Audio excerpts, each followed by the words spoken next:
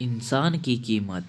एक बार लोहे की दुकान में अपने पिता के साथ काम कर रहे एक बालक ने अचानक ही अपने पिता से पूछा, पिताजी, इस दुनिया में मनुष्य की क्या कीमत होती है?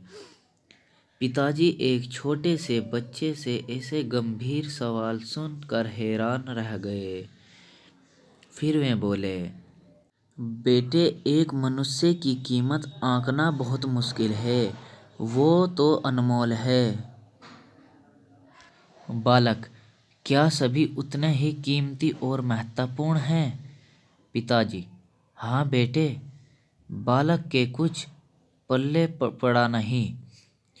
उसने फिर सवाल किया, तो फिर इस दुनिया में कोई गरीब तो कोई अमीर क्यों है? किसी की कम इज्जत तो किसी की ज़्यादा क्यों होती है?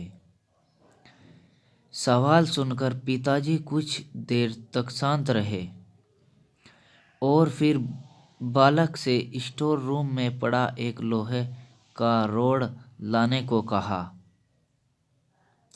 रोड लाते ही पिताजी ने पूछा, इसकी क्या कीमत होगी?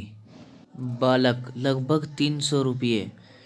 पिताजी, अगर मैं इसके बहुत से छोटे छोटे कील बना दूँ तो इसकी कीमत क्या हो जाएगी? बालक कुछ देर सोचकर बोला, तब तो ये और महंगा बिकेगा, लगभग 1000 रुपये का। पिताजी, अगर मैं इस लोहे की घड़ी के बहुत सारे स्प्रिंग बना दूँ तो?